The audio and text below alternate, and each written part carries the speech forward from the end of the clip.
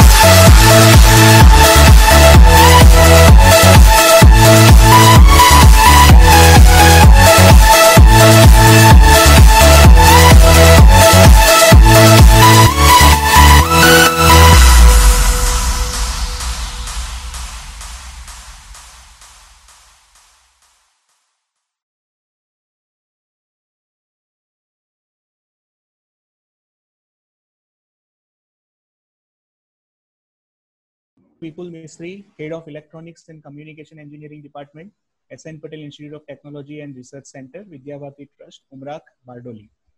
આજના આપણા સેશનમાં આપણે ઇલેક્ટ્રોનિક્સ એન્ડ કમ્યુનિકેશન એન્જિનિયરિંગ વિશે અને એની ઓપોર્ચ્યુનિટીઝ અને ચેલેન્જીસ વિશે થોડીક ચર્ચા કરીશું.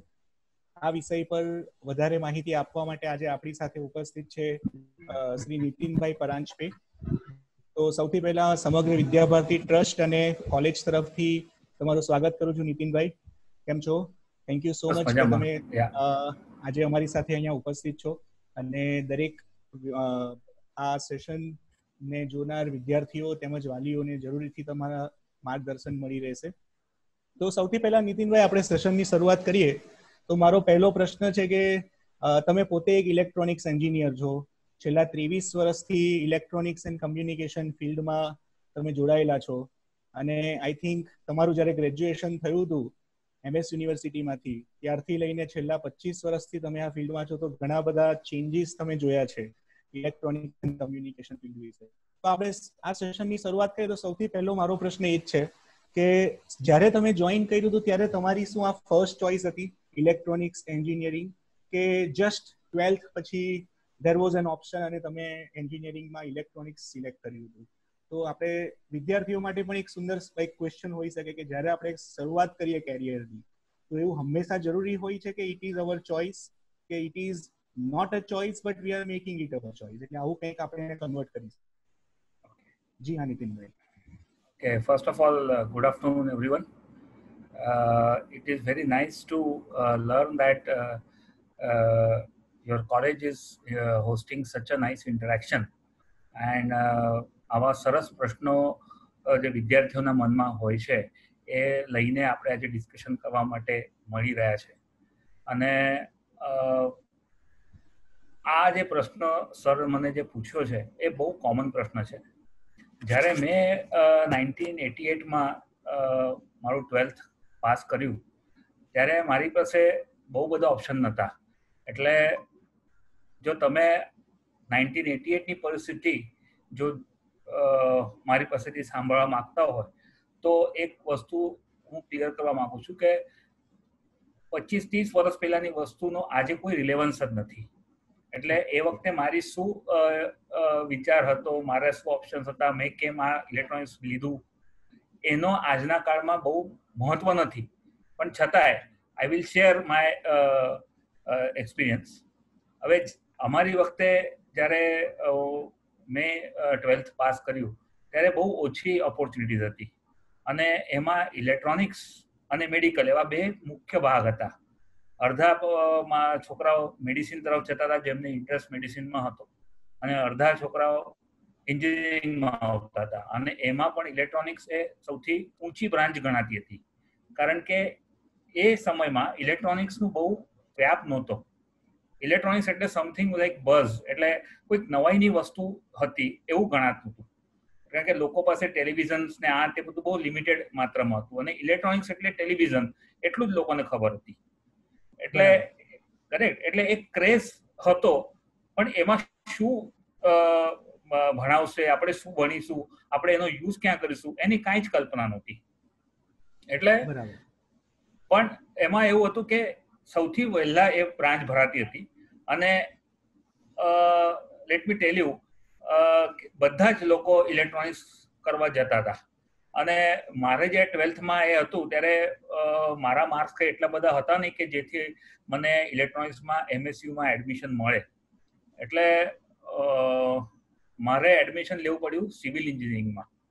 હવે સિવિલ એન્જિનિયરિંગમાં એડમિશન લીધું ત્યારે એક ઈચ્છા એવી હતી કે મારે ઇલેક્ટ્રોનિક્સમાં એ લેવું છે, ચેન્જ લેવો છે, કારણ કે ઇલેક્ટ્રોનિક્સ એ બહુ વૈભવી ફિલ્ડ છે અને એની અંદર એવી વસ્તુઓ છે બધી કે જે આજે લોકો જાણતા નથી. એવી કંઈક કલ્પના મગજમાં હતી મારા પોતાના. અને મેં 6 મહિના અમારા MS યુનિવર્સિટીમાં એવું એક વિકલ્પ હતો કે તમે જો ફર્સ્ટ સેમિસ્ટરની અંદર સારા એવા સ્કોર કરો કોમન સિલેબસમાં તો તમને જો બ્રાન્ચમાં સીટ્સ ખાલી હોય તો તમને એમાં 1-2 છોકરાઓને ચેન્જ મળે. અને હું નસીબદાર હતો કે મેં એ ચેન્જ લીધો. પણ બિલીવ મી, મારા મનમાં એટલું કંઈ એવું હતું નહીં કે ઇલેક્ટ્રોનિક્સ જ ભણવું. એટલે કહેવાય કે એમ તુક્કામાં મેં લઈ લીધું. પણ એની પાછળ એક કારણ એવું હતું કે દેર વોઝ અ ફેન્ટસી, એટલે એક પ્રકારની આકર્ષણ હતું દુનિયામાં, આજુબાજુના આપણા માણસોમાં, કે ઇલેક્ટ્રોનિક્સ એવું એક આખું એનું નામ બહુ ચર્ચાતું હતું, એવું હતું, જે આજના તારીખમાં કમ્પ્યુટર સાયન્સ છે. અને જે આજે પણ લોકોના મનમાં જે સમજ છે એવી જ સમજ ઇલેક્ટ્રોનિક્સ એ વખતે પણ હતી, પણ એમાં એવું હતું કે ઇલેક્ટ્રોનિક્સને ઉપર લેવા ગણાતું હતું. આજના કાળમાં અનફોર્ચ્યુનેટલી એને પાછળ ગણાય છે. એ તદ્દન ખોટી વાત છે. અને જેમ જેમ હું આ વિષય એડમિશન એટલે લીધા પછી મને ખબર પડી કે ઇલેક્ટ્રોનિક્સ જે હું સમજું છું, જે આજુબાજુના મારા લોકો સમજે છે, અને જેમ અમને ભણાવવામાં આવે છે, તદ્દન જુદી વસ્તુ છે. એટલે ધીરે ધીરે એ વસ્તુને મને જાણ થવા લાગી. મને પહેલી વસ્તુની જાણ એ થઈ કે જે આપણને શીખવાડે છે એ વસ્તુ ઇલેક્ટ્રોનિક્સ ન કહેવાય. મારા કલ્પનાની ઇલેક્ટ્રોનિક્સ એ નહોતી, કારણ કે ખાલી મેથેમેટિક્સ ને ઇક્વેશનો ભણાવે. પહેલા તો ફિઝિક્સ કેમિસ્ટ્રી ને એમાંથી જ ઊંચું ના આવે, મેથેમેટિક્સ ભણાવે. એ જ વર્ષભર તો એ જ ચાલ્યું. એટલે ત્યારે ખબર જ ના પડી કે આ મેથ્સ શું ભણાવે છે, કેમ આનું એ છે. પણ જેમ જેમ હું આગળ ગયો ત્યારે મને ખબર પડવા લાગી કે આખી ઇલેક્ટ્રોનિક્સની બ્રાન્ચ એ ગણિત ઉપર જ આધારિત છે. જે ગણિત આપણે 12થમાં શીખ્યા, જે ગણિત આપણને ફર્સ્ટ યરમાં શીખવાડ્યું, એનો જ આધાર આજે આ ઇલેક્ટ્રોનિક્સમાં છે. અને એ ખબર પડવા મને 10 વર્ષ લાગ્યા, ટુ બી વેરી ફ્રેન્ક. ત્યારે બી કરતી વખતે મને કાંઈ ખબર નહોતી. પહેલી વસ્તુ એ. અને બીજી વસ્તુ એ ખબર પડવા લાગી જેમ હું સેકન્ડ યરમાં આવ્યો. સેકન્ડ યરના એન્ડ પર મને એવી ખબર પડવા લાગી કે મારા માસ્ટરો જે મને ભણાવે છે એ એક સ્ટીરિયોટાઇપ ભણાવે છે. એટલે જે ગયા વર્ષે ભણાવેલું છે એ જ વસ્તુ આ વર્ષે ભણાવે છે. કારણ કે મારો એક મિત્ર હતો જે મારાથી 1 વર્ષ આગળ હતો, એની નોટ્સ મારી પાસે હોય, એટલે મને ખબર પડે કે આજે સર શું ભણાવવાના છે. કરેક્ટ. અને મારો મિત્ર એટલો હોશિયાર હતો, એ બોર્ડમાં પહેલો હતો ગુજરાતમાં એ વખતે, એટલે એની નોટિંગ કરવાની પણ એ બહુ સરસ હતી. એટલે એના નોટમાં લખી રાખે કે આજે સરે આ ઉદાહરણ આપેલું, એટલું પણ લખી રાખે એના ચોપડામાં. હવે અનફોર્ચ્યુનેટલી એ ચોપડું મારી પાસે હોય એટલે મને પહેલાથી જ ખબર હોય કે આજે સર આ ટોપિક ભણાવશે અને આ ઉદાહરણ આપશે. એટલે મારા ક્લાસના છોકરાઓ મને એવું કહેતા હતા કે તું તો ભવિષ્યવાણી કરે છે. ખ્યાલ આવ્યો? એટલે ધીરે ધીરે અનુભવ થયો મને, અને એવું થયું કે જે આપણને ભણાવે છે એ તદ્દન વસ્તુ જુદી છે. અને આપણે જે દુનિયામાં આગળ જઈ રહ્યું છે, બધું જે સાયન્સની ડેવલપમેન્ટ થઈ રહ્યું છે ઇલેક્ટ્રોનિક્સમાં, એ આખી વસ્તુ અલગ છે. કારણ કે અમારી વખતે બ્લેક એન્ડ વ્હાઇટ ટીવી હતા અને એના પછી કલર ટીવી આવ્યા. હવે અમને રજિસ્ટરની વેલ્યુ શું છે એ બધું કાંઈ ખબર ના પડે. એટલે યુ વિલ નોટ બિલીવ, મેં મારા અંદર એક જિજ્ઞાસા એટલી બધી હતી કે મેં એક રેડિયો ટેલિવિઝન રિપેરિંગનો કોર્સ જોઈન કર્યો. હવે રેડિયો ટેલિવિઝનનો કોર્સ એટલા માટે જોઈન કર્યો કે મને એવું હતું કે મારા મનમાં ઇલેક્ટ્રોનિક્સ એટલે ટીવી એટલું જ હતું. ખ્યાલ આવ્યો? અને અમારા ત્યાં માર્કેટમાં સિંધી લોકો એટલા બધા એનો વ્યાપાર કરતા હતા ટીવીનો, કે મને એવું થતું કે આ સિંધી બિઝનેસમેન જો ટીવીનો આટલો વ્યાપાર કરી શકે છે અને જે ભણ્યા પણ નથી, તો આપણે ભણીને કેમ ના એ કરી શકાય, જાણી શકાય. અને 2 વર્ષ સુધી ટીવીનું કાંઈ પણ આવ્યું નહીં શીખવાડવામાં. એટલે મેં એ ટીવી રિપેરિંગનો કોર્સ જોઈન કર્યો. અને એ જિજ્ઞાસા મારી એવી હતી કે મારા આજુબાજુ જે છોકરાઓ બેસેલા શીખવા માટે, એ બધા આઈટીઆઈના અને ડિપ્લોમા અથવા એ ટાઈપના જે રિપેરિંગ કરે એવા હતા. પણ મને એમાં એટલું બધું જાણવા મળ્યું કે રજિસ્ટર કોને કહેવાય, કેપેસિટર કોને કહેવાય, ટ્યુનિંગ કોને કહેવાય, સિગ્નલ કેવી રીતે એ થાય, બહુ ડિટેલમાં નહોતી ખબર પડતી. કારણ કે મારા જે ટીચર હતા એ પણ એટલા બધા ઇલેક્ટ્રોનિક્સના માસ્ટર નહોતા, પણ ટીવી ખોલીને અંદર એમને મને બતાડ્યું. અને એનો મને બહુ ફરક પડી ગયો કે જ્યાં સુધી આપણે પ્રેક્ટિકલી ઇલેક્ટ્રોનિક્સને ના કરી શકીએ ત્યાં સુધી એની ટેસ્ટ આપણે ના લઈ શકીએ, એની આપણે ફિલિંગ ના આવી શકે. એમ કરતા કરતા ધીરે ધીરે મારું આખું મન એની અંદર એટલું બધું ઊંડી એટલે ડીપમાં ગયું કે પછી આઈ ડિસાઇડેડ કે હવે આ વસ્તુ મને આને ઘણું બધું જાણીને બહુ આગળ લઈ જવી છે. અને એ વખતે લોકોમાં બહુ જાણકારી હોતી જ નહીં, એટલે આપણે થોડું ઘણું જાણીએ ને તો લોકો આપણને વાહ કહે. જી હા. એકચ્યુઅલી નીતિનભાઈ, થોડુંક તમને ઇન્ટરપ્ટ કરું તો એ વખતમાં અને આ વખતમાં પણ થોડીક સિમિલારિટી છે. ત્યારે એવું હતું કે કદાચ વિદ્યાર્થીને ખ્યાલ નહીં હતો કે કેટલી બ્રાન્ચ હોય છે, દરેક એન્જિનિયરિંગમાં શું હોય છે. અને અત્યારે આપણી પાસે ઘણી બધી ઓપોર્ચ્યુનિટીઝ છે, એવી ઘણી બધી એન્જિનિયરિંગ બ્રાન્ચો છે કે જેમાં તમે એડમિશન લઈ શકો છો. આજે આપણે જોઈએ તો we are surrounded by engineering, એવું આપણે કહી શકીએ. ઘરની બહાર નીકળો કે ઘરમાં બેઠા હોય, દરેક જગ્યાએ એન્જિનિયરિંગની કોઈ ને કોઈ ફિલ્ડ તમને દેખાઈ જશે. બરાબર. અને તો એ માટે તમને એક ક્વેશ્ચન કરીશ કે ઇલેક્ટ્રોનિક્સ એન્ડ કમ્યુનિકેશન એન્જિનિયરિંગની આપણે વાત કરીએ સ્પેસિફિકલી, તો દરેક લોકો પોતાના ઘરમાં ઇલેક્ટ્રોનિક ઇક્વિપમેન્ટ યુઝ કરે છે, એટલે એ એમના મનમાં એક છાપ છે કે this is what electronics is. પણ ઇન ઇન્ડસ્ટ્રીયાલિસ્ટ હું તમને પૂછીશ કે ખરેખર જેને આપણે રિસર્ચ ઓરિએન્ટેડ કહીએ, જોબ ઓપોર્ચ્યુનિટીઝની વાત કરીએ, ડિફેન્સ સેક્ટરથી લઈને અલગ અલગ સેક્ટર્સની વાત કરીએ, તો એવા કઈ જગ્યાએ છે કે જ્યાં ખરેખર ઇલેક્ટ્રોનિક્સ એન્ડ કમ્યુનિકેશન એન્જિનિયરિંગ કે જે સ્ટુડન્ટ ભણે છે અને કમ્પ્લીટ કરે છે, જેનો સૌથી વધારે યુઝ થાય છે અને અત્યાર પછી પણ થશે? ઓકે, હવે એકદમ સરસ ક્વેશ્ચન છે આ. હું સ્ટ્રેટ હવે પોઈન્ટ પર જઈશ. હવે અમારી વખતે એક ફેન્ટાસી હતી, મેં તમને કીધું એ પ્રમાણે, કે ટીવી એટલે ઇલેક્ટ્રોનિક્સ. અને આજના તારીખમાં બી આજે છોકરાઓ એમના ઘરમાં જે ઉપકરણો જોઈએ છે એને ઇલેક્ટ્રોનિક્સ ગણીને બેસે છે. પણ એમાં કેટલા એવા છોકરાઓ છે કે જે એની અંદરની રચના શું છે એ જાણવા ઈચ્છે છે? એ મહત્વનો પ્રશ્ન છે. અચ્છા, બીજું કે તમે જ્યારે ઇલેક્ટ્રોનિક્સ આજના કાળમાં જો તમે ઇલેક્ટ્રોનિક્સ ભણો છો તો એની અંદર એટલી બધી નવીનતા આવી છે કે તમે હવે ઇલેક્ટ્રોનિક્સને ખાલી ઇલેક્ટ્રોનિક્સ એવું ગણી જ નહીં શકો. ઇલેક્ટ્રોનિક્સ એવી બ્રાન્ચ છે કે જે પોતે અસ્તિત્વ કરી જ ના શકે, એને કોઈના કોઈ જોડે જ રહેવું પડે. તમે સિમ્પલ આજે ઘરના ઉપકરણો લઈએ તો વોશિંગ મશીન લઈએ, તો વોશિંગ મશીન એક મિકેનિકલ ડિવાઇસ છે, એની જોડે એક ઇલેક્ટ્રિકલ પણ એમાં હોય છે, કારણ કે એની અંદર મોટર હોય અને એમાં ઇલેક્ટ્રોનિક્સ પણ હોય છે. કરેક્ટ? એટલે આ ત્રણનું મિશ્રણ થાય ત્યારે એક પ્રોડક્ટ બને છે વોશિંગ મશીન. કરેક્ટ? એટલે એની અંદર પણ ઇલેક્ટ્રોનિક્સ એ પોતે હવે એકલું રહ્યું જ નથી. અને તમે ખાલી ઇલેક્ટ્રોનિક્સ ભણશો અને ખાલી ઇલેક્ટ્રોનિક્સ ભણીને આગળ એમાંથી અર્થાર્જન કરશો, એ હવે શક્ય નથી. કારણ કે ધીરે ધીરે તમારે એની અંદર નવી વસ્તુઓ શીખવી પડશે અને એને કયા ડિસિપ્લિન જોડે કેવી રીતે વાપરવું એ બહુ અગત્યની વસ્તુ છે અને એ તમારે ફોકસ કરવાની જરૂર છે. અને જો તમે એ રીતે વિચારશો તો તમને આશ્ચર્ય થશે કે ઇલેક્ટ્રોનિક્સના યુઝીસ એટલા બધા છે કે અનફોર્ચ્યુનેટ છે. આજના તારીખમાં આપણે જોઈએ છીએ કે ઇલેક્ટ્રોનિક્સની ડિમાન્ડ ઓછી છે, પણ એના કારણ જુદા છે અને એ કારણ પર હું આવીશ. પણ એના પહેલા તમે ડાયરેક્ટ એ બ્રાન્ચને જ ઓછું ગણો એ જરાય મને ગમતું નથી, મને એ માન્ય નથી. કારણ કે તમે જ્યારે આ વસ્તુને જુઓ છો તો ઘણી વસ્તુ એવી તમને દેખાશે કે ઇલેક્ટ્રોનિક્સ વગર શક્ય જ નથી. તમારો મોબાઈલ ફોન લો, એમાં ઇલેક્ટ્રોનિક્સ છે. બરાબર? તમારા કમ્પ્યુટર્સ લો આજના જમાનામાં, એમાં ઇલેક્ટ્રોનિક્સ છે. તમારી ગાડીઓ લો, એની અંદર ઇલેક્ટ્રોનિક્સ છે. એટલે ઇલેક્ટ્રોનિક્સ તો બધે જ છે, એનો વ્યાપ બધે જ છે. પણ આપણી ત્યાં એને હજી એ દ્રષ્ટિએ જોવાતું નથી. એટલે આ એક પ્રશ્ન ઉભો થયો છે છોકરાઓના મનની અંદર. અને મને લાગે છે કે કોલેજીસમાં એમાં આવા એક્ટિવિટીઝ અને આવા સવાલોના ઇન્ડક્શન્સ જો આપણે વધારે કરીએ તો આના ઘણા ચોક્કસ પરિણામો સારા આવશે. છોકરાઓને ખબર પડશે, અમને લોકોને, કે આની કેટલી મહત્વતા છે અને એની અંદર કેટલી બધી ઓપોર્ચ્યુનિટીઝ આગળ વેઇટ કરી રહી છે.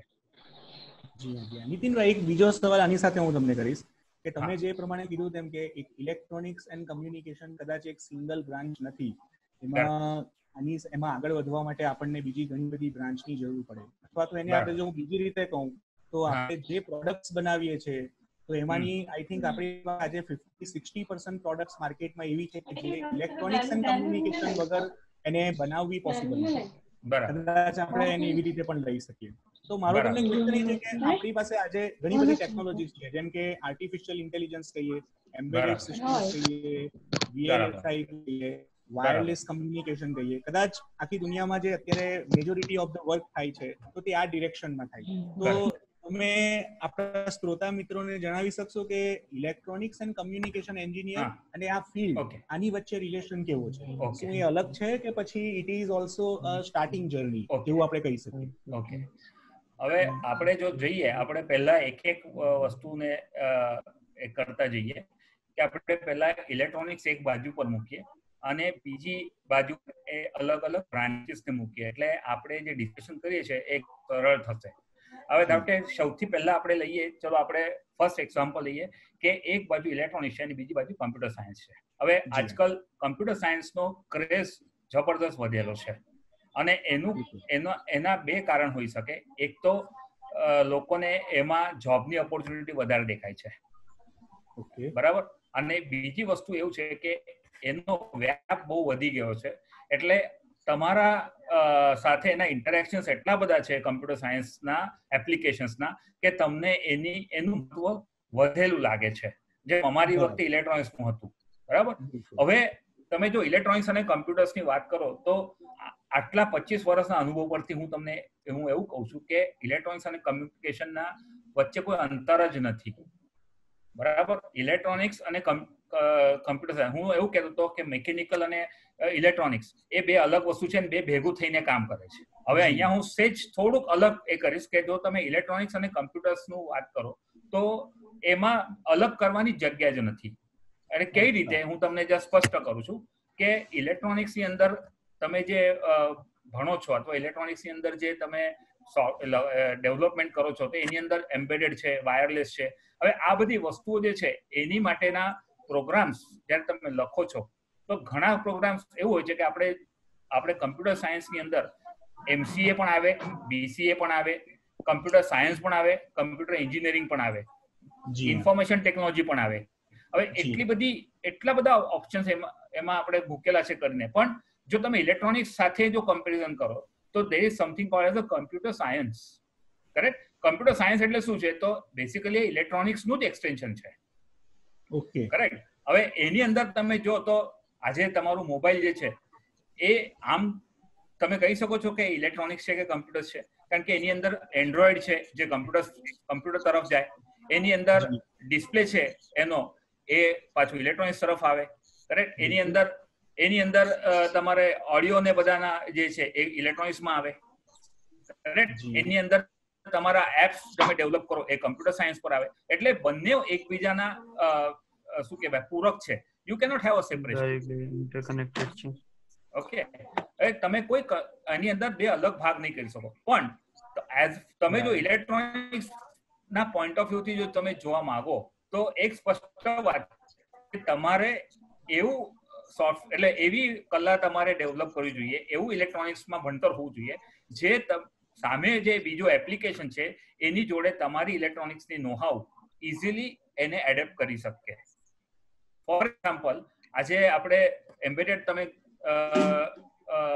ભણશો અથવા ભણશો, આઈ એમ નોટ શ્યોર આ બધા પાર્ટિસિપન્ટ્સ કયા યર્સના છે, પણ જો તમે આગળ જઈને ઇલેક્ટ્રોનિક્સમાં એમ્બેડેડનું એક સબ્જેક્ટ ભણશો તો એની અંદર પણ તમારે જે સોફ્ટવેર તો લખવાનું આવે જ, પણ એ સોફ્ટવેર તમે લખો એ સિસ્ટમ લેવલનું સોફ્ટવેર હશે.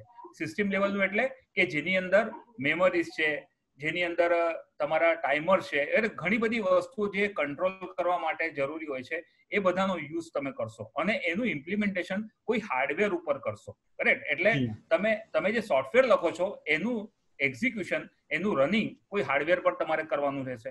હવે તમે જ્યારે એ દ્રષ્ટિએ તમે ઇલેક્ટ્રોનિક્સ પોઈન્ટ ઓફ વ્યૂથી જુઓ તો ઇલેક્ટ્રોનિક્સ એન્જિનિયરિંગનો સ્ટુડન્ટ જે હોય એ આ કામ બહુ સારી રીતે કરી શકે. કેમ? કારણ કે એ એના હાર્ડવેર અથવા એના બેઝ જે છે જેના પર આ તમારું સોફ્ટવેર ચાલવાનું છે એને જાણે છે, એને ખબર છે મેમરી કેવી રીતે કામ કરે છે, એને ખબર છે કે મારું સોફ્ટવેર હું લખું તો મિનિમલ મેમરીમાં કેમનું ચાલશે, ઓપ્ટિમાઇઝેશન કેવી રીતે થઈ શકે, એ બધી વસ્તુઓની કલ્પના ઇલેક્ટ્રોનિક્સ એન્જિનિયરને હોય આઈડિયલી.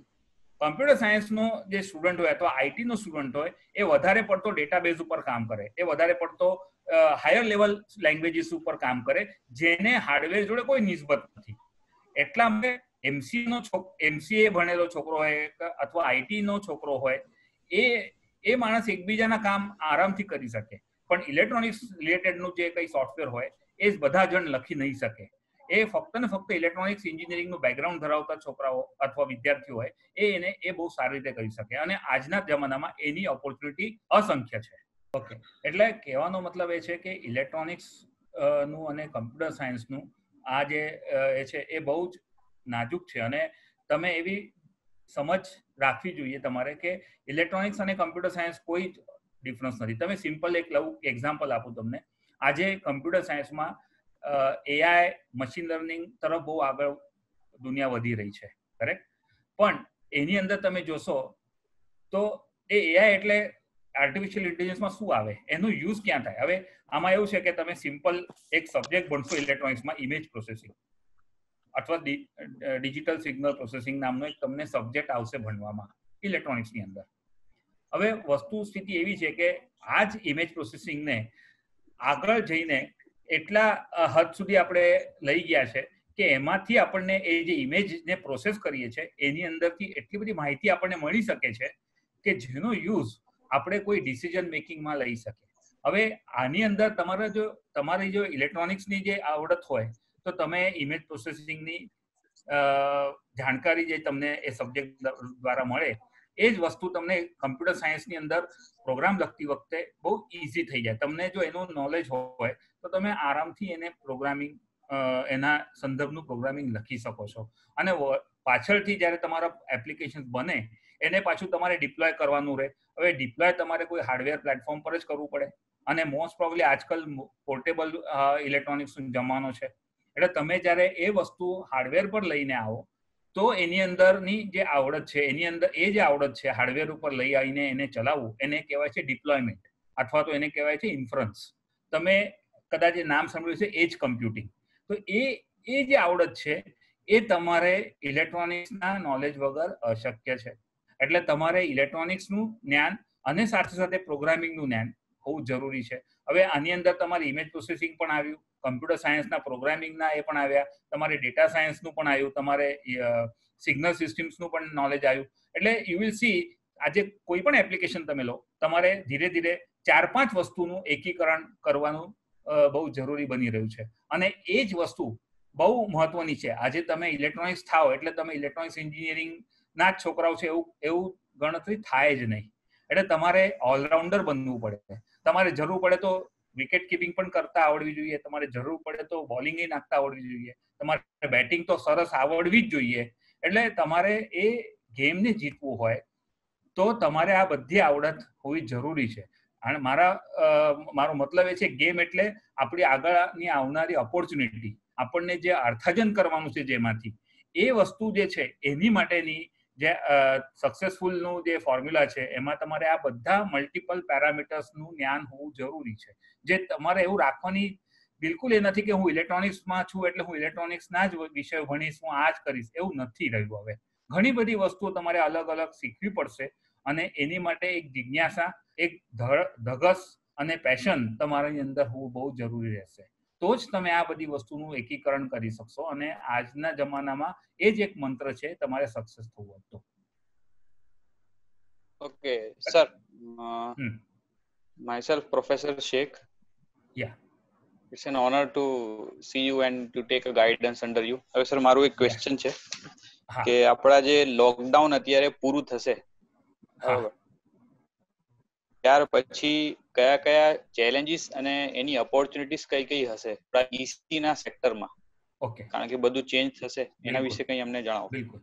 હવે તમે જોયું હશે કે આપણા પ્રધાનમંત્રીનું પણ દરરોજે કંઈક ને કંઈક મિટિંગો થઈ રહી છે, કરેક્ટ? આજે એમએસએમઈ સેક્ટરની અંદરની વાતો ચાલી રહી છે. ઘણી બધી વસ્તુઓ સરકાર એવું વિચારી રહી છે કે કેવી રીતે આ ઇન્ડસ્ટ્રીને બૂસ્ટ કરવાનું. હવે એની અંદર બી તમે જોશો તો લોકડાઉન પછી એક એવું વાતાવરણ બની રહેવાનું છે કે લોકો હજી બી ગભરાયેલા રહેશે.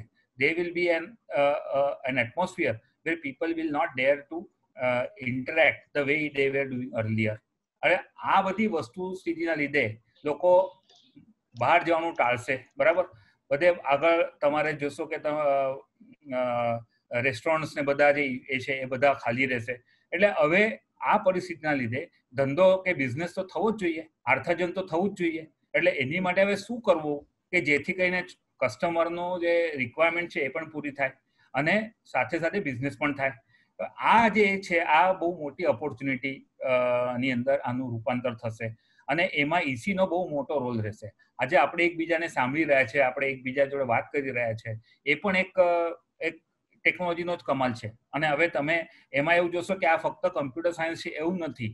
ઘણા લોકો એની અંદર એવું છે કે હવે આજે મારો અવાજ તમારા સુધી પહોંચે છે, એનું કારણ શું છે? એનું કારણ એ છે કે એમાં કમ્પ્રેશનનું ટેકનિક આપણે વાપરીએ છીએ. હવે ઓડિયો કોમ્પ્રેશનનું એ થઈ રહ્યું છે. ઓડિયો કોમ્પ્રેશન કેવી રીતે થાય?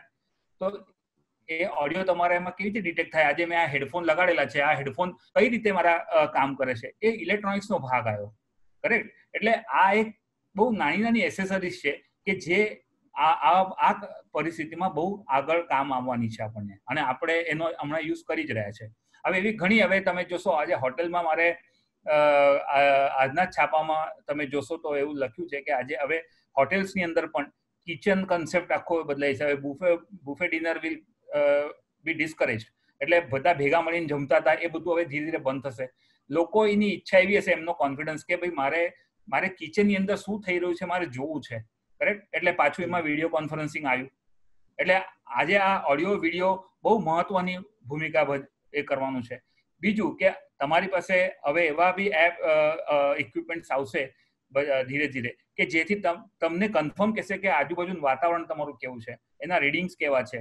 કરેક્ટ? તમારા શું કહેવાય, મોબાઈલ ફોનની અંદર એવી એપ્લિકેશન્સ આવશે કે જે તમને આ બધી વસ્તુની જાણકારી આપશે. કરેક્ટ? અચ્છા, બીજી વસ્તુ એ છે કે બિઝનેસ પોઈન્ટ ઓફ વ્યૂ તમે જોશો કે આજે ચાઇનાની અંદર ઘણી બધી કંપનીઓ જે છે એ ત્યાંથી એમનું સ્થળાંતર કરવા માંગે છે. કરેક્ટ? હવે એ ઘણી વસ્તુઓ આપણી ત્યાં આવશે. હવે એમાં ગવર્મેન્ટની એવી પ્રાથમિકતા છે કે એવી કંપનીઓનો અહીંયા આપણે એમનો નિવેશ અહીંયા કરાવીએ તો જેથી જોબ ઓપોર્ચ્યુનિટી વધે.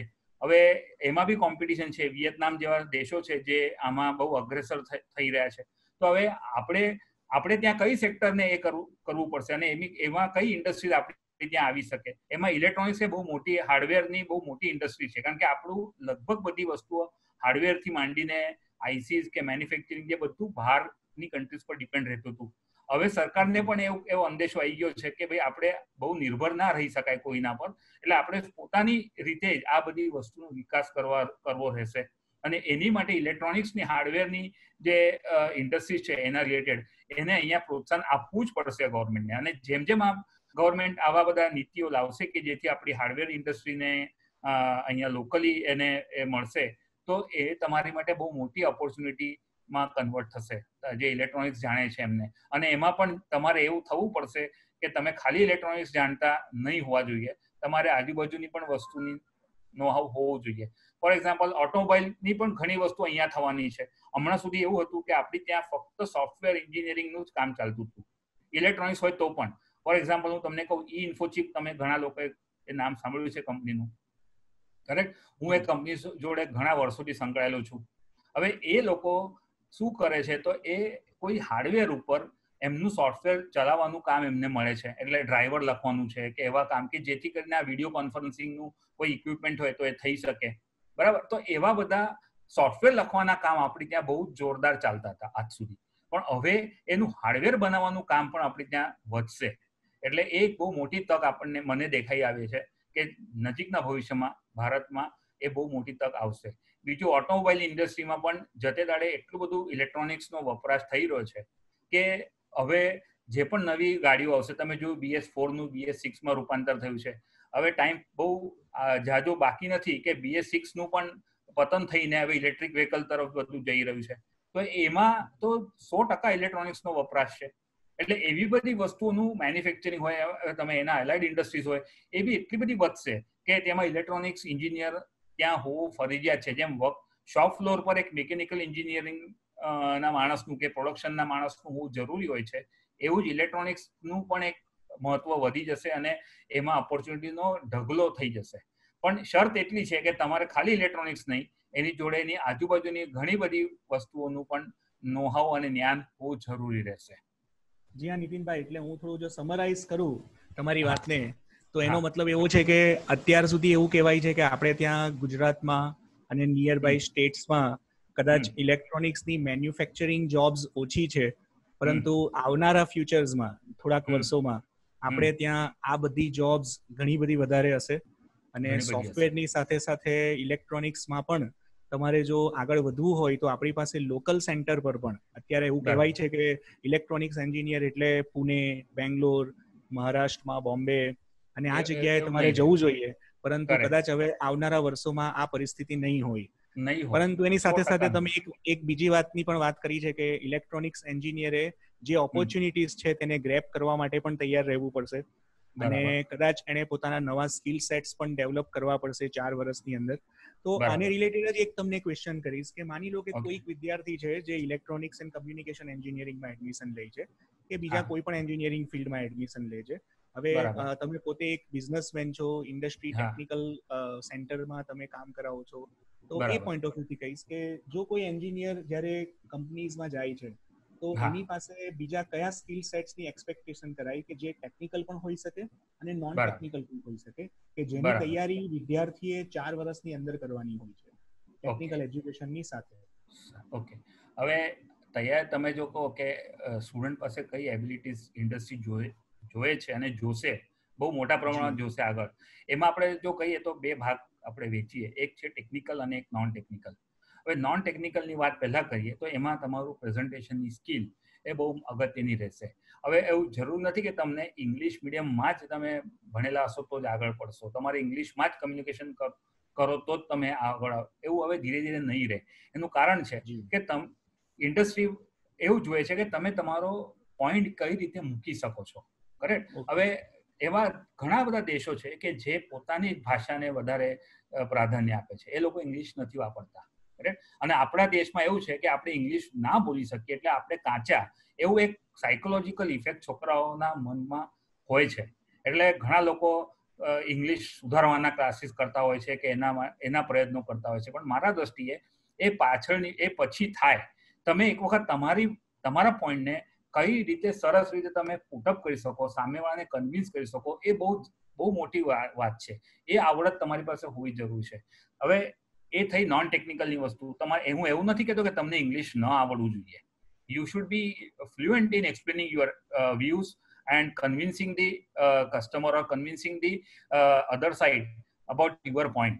એ તમારામાં બહુ સરસ હોવી જોઈએ. બીજું કે તમારે ડોક્યુમેન્ટેશનની આવડત બહુ સારી હોવી જોઈએ. તમે કંઈ પણ બનાવો, કશું બી વિચાર કરો તો તમે એને એક સરસ ડોક્યુમેન્ટની અંદર એનું રૂપાંતર કરી શકો, જેથી કારણ કે એમાં શું થાય, એનો ફાયદો શું થાય કે આજે તમે એકલા કામ નથી કરતા. કોઈ પણ એક્ટિવિટી ઇન્ડસ્ટ્રીમાં ચાલતી હોય ત્યારે એક ટીમ કામ કરતી હોય છે.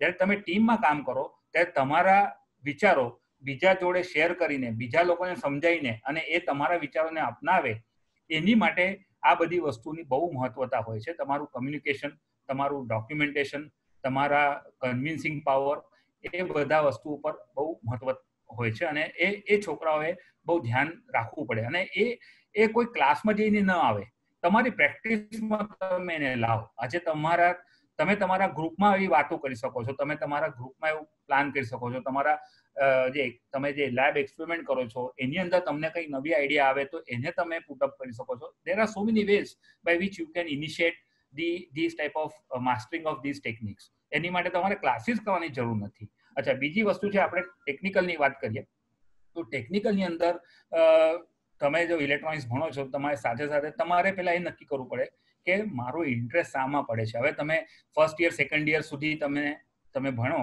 એટલે તમને ધીરે ધીરે ખબર પડે કે મને કયા વિષયમાં ઇન્ટરેસ્ટ પડે છે. મને ઇલેક્ટ્રોનિક્સની અંદર આ વિષયમાં ઇન્ટરેસ્ટ, મને ઇમેજિંગમાં ઇન્ટરેસ્ટ પડે છે, મને ઓડિયો પ્રોસેસિંગમાં ઇન્ટરેસ્ટ પડ્યો છે, મને વાયરલેસ કમ્યુનિકેશનમાં ઇન્ટરેસ્ટ પડ્યો છે. એટલે પહેલા તમારે ધીરે ધીરે નક્કી કરવું પડે, કારણ કે આમાં એવું છે ને, તમારે જ્યાં સુધી ફોકસ ના કરો ત્યાં સુધી તમે તમારી ટેકનિકલ સ્કિલને વધારી ના શકો. તમારી પાસે 4 જ વર્ષ હોય. 4 વર્ષ એટલે બહુ ઓછો પીરિયડ કહેવાય, અને કે જે તમારા ઇલેક્ટ્રોનિક્સના બધા જ ફિલ્ડને તમે કવર કરી શકો, એ પોસિબલ જ નથી. એટલે તમારા પ્રયત્નો શું હોવા જોઈએ કે જેટલા જલ્દી તમે એ નક્કી કરી શકો કે તમારો ઇન્ટરેસ્ટ શામાં છે. અને આમાં એવા બી લોકો મળશે મને કે મને શામાં જ ઇન્ટરેસ્ટ નહીં પડ્યો, મને કાંઈ જ ઇન્ટરેસ્ટ નથી પડતો આ બધામાં. એવા પણ લોકો હશે. એમની માટે હું ખાસ એવું કહેવા માંગુ છું કે એવા જે લોકો હશે એ લોકો ફરી એવું વિચારે કે આ બધામાં મને શામાં ઇન્ટરેસ્ટ નથી, પણ ક્યાંક તો થોડોક ઇન્ટરેસ્ટ. ઓકે, તો આપણે જે વાત કરતા હતા કે બીજી ટેકનિકલ સ્કિલની અંદર તમારે શું એ કરવું પડે, દેટ વોઝ અવર ડિસ્કશન. તો એવી જગ્યાએ તમારે હવે ફોકસ કરવું, અને શું ગમે છે. જ્યાં સુધી તમે એને ફોકસ ના કરો ત્યાં સુધી તમારે બહુ અગત્યનું રહેશે આ, કેમ કે તમારી પાસે ટાઈમ બહુ ઓછો હોય છે. હવે એમાં તમે જ્યારે ફોકસ કરવાની તમે પ્રયત્ન કરો તો એવું જરૂર નથી કે તમે હમણાં વિચાર્યું અને થોડા ટાઈમ પછી તમારો વિચાર બદલાઈ ગયો, એવું પણ બની શકે છે. પણ એને એવું થાય તો કાંઈ વાંધો નથી. તમારે આ પ્રયત્નો તમારે થોડો ટાઈમ માટે કરવા પડશે.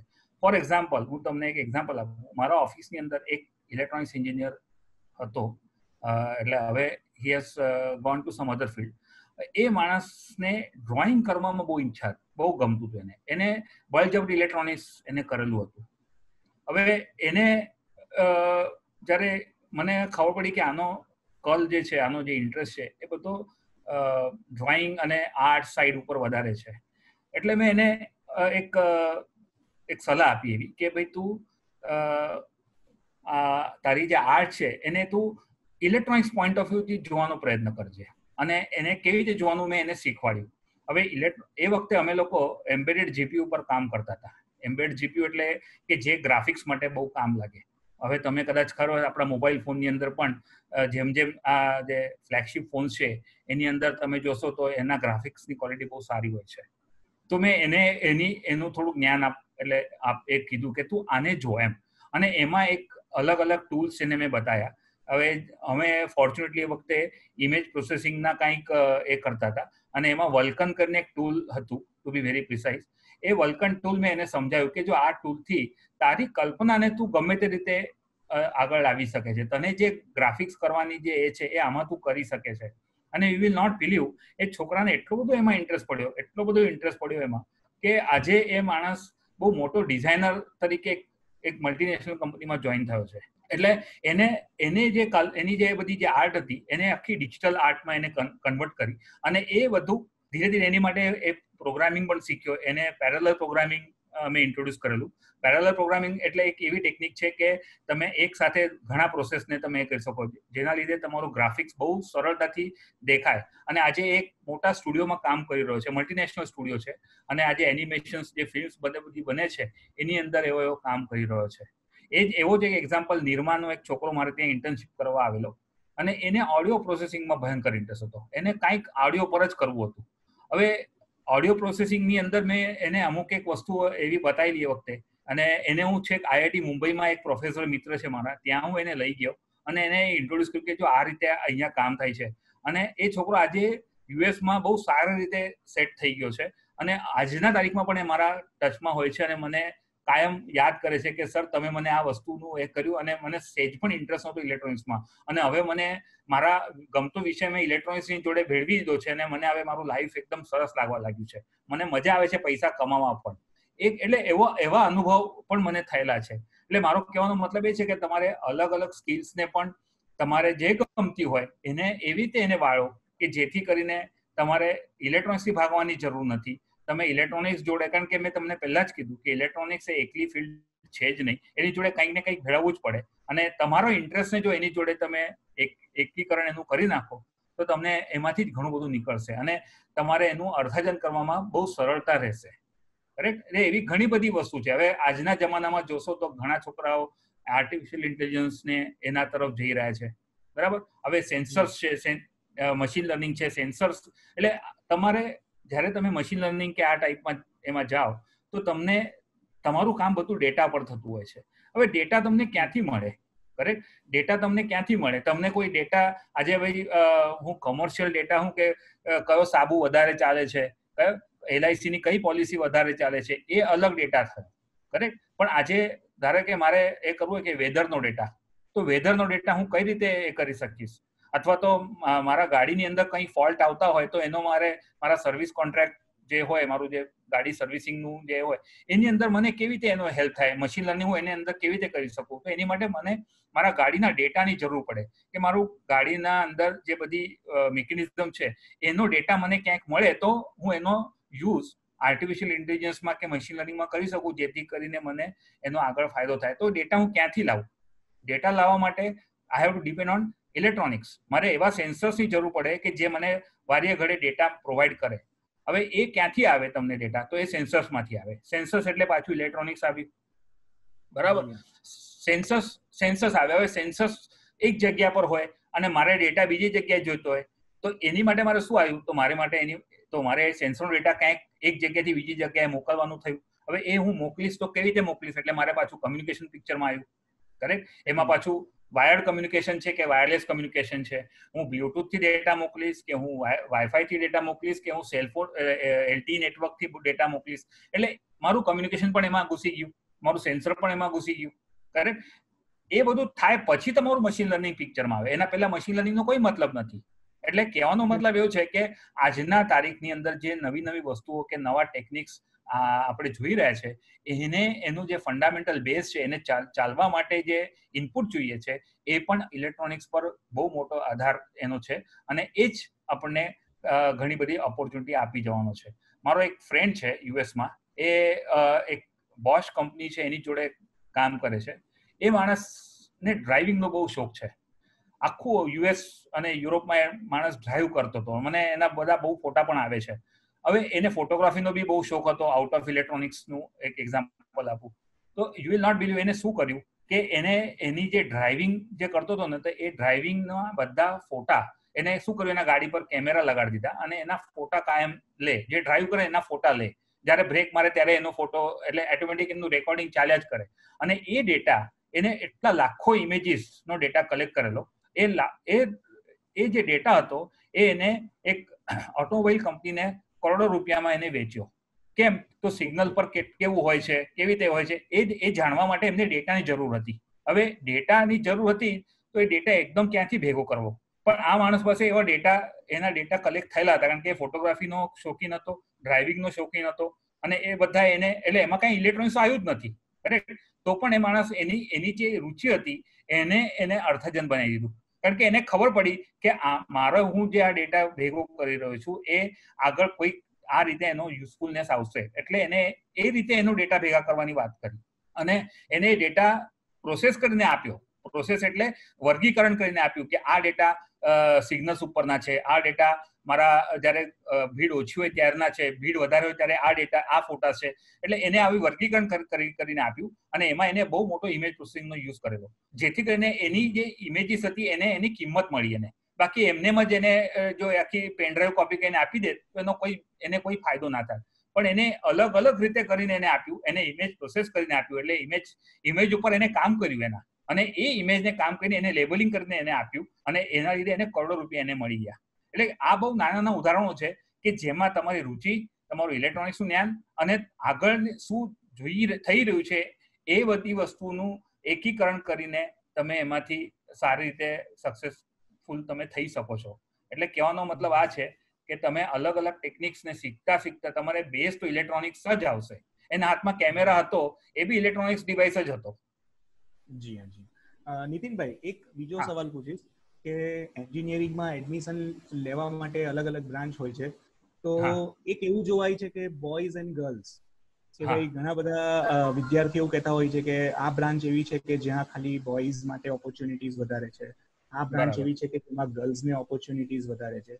તો જો આ જ વાતને આપણે ઇલેક્ટ્રોનિક્સ એન્ડ કમ્યુનિકેશન એન્જિનિયરિંગ વિશે જો જોઈન્ટ કરીએ કે એના વિશે જો આપણે આન્સર આપવાનો પ્રયત્ન કરીએ, તો શું બંને માટે એક સરખા ઓપ્શન્સ અને ઓપોર્ચ્યુનિટીઝ છે ઇલેક્ટ્રોનિક્સ એન્ડ કમ્યુનિકેશનમાં, બોયઝ એન્ડ ગર્લ્સ, કે પછી ફિલ્ડ જોબ વધારે છે અને તમારી સોફ્ટવેર કે ઓફિસ જોબ્સ વધારે છે?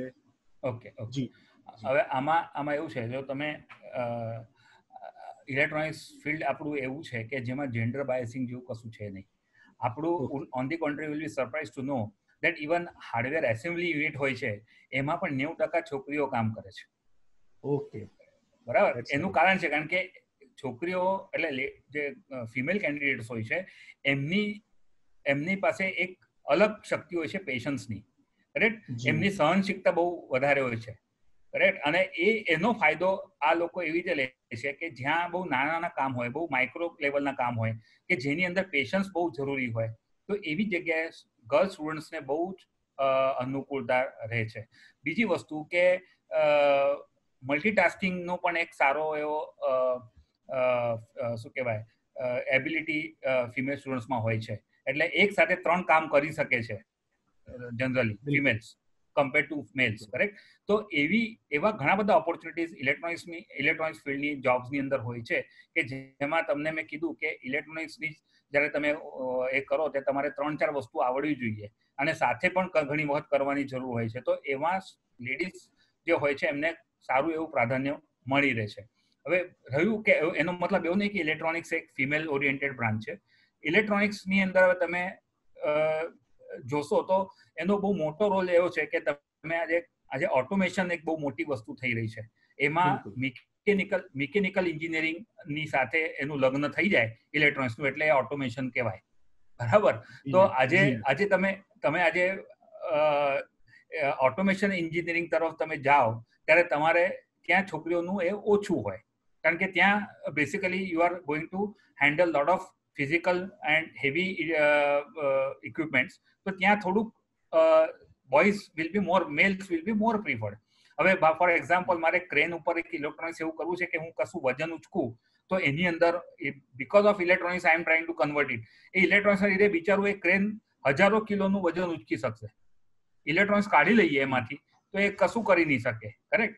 તો એવા એન્વાયરમેન્ટ્સમાં generally females are not preferred, correct? હવે તમે સિમ્પલ કહું છું, ડીઆરડીઓની અંદર ધારો કે મારા 10 કોન્ટેક્ટ ડીઆરડીઓમાં છે, એમાંથી 6 કોન્ટેક્ટ ફિમેલ્સના છે, 4 કોન્ટેક્ટ મેલ્સના છે. હવે ડીઆરડીઓ જેવી રિસર્ચ ઓરિએન્ટેડ ફર્મ છે એની અંદર પણ મારા કોન્ટેક્ટ ફિમેલ્સ જોડે વધારે છે બોયઝ કરતા.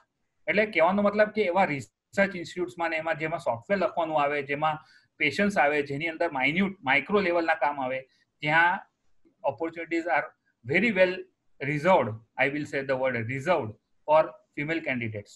અને for boys when the application goes to levels like mechanical or even electrical, એમાં બોયઝનું વધારે હોય છે.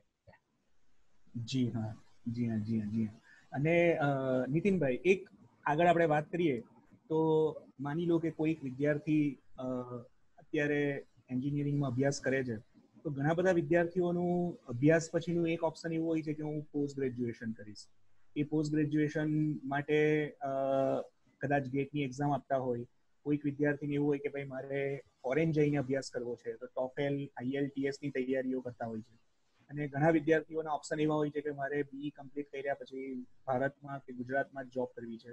અને અમુક વિદ્યાર્થીઓની એવી તૈયારીઓ હોય છે કે મારે SSI, મારે સ્ટાર્ટઅપ કરવું છે, મારો પોતાનો એક બિઝનેસ સ્ટાર્ટ કરવું છે.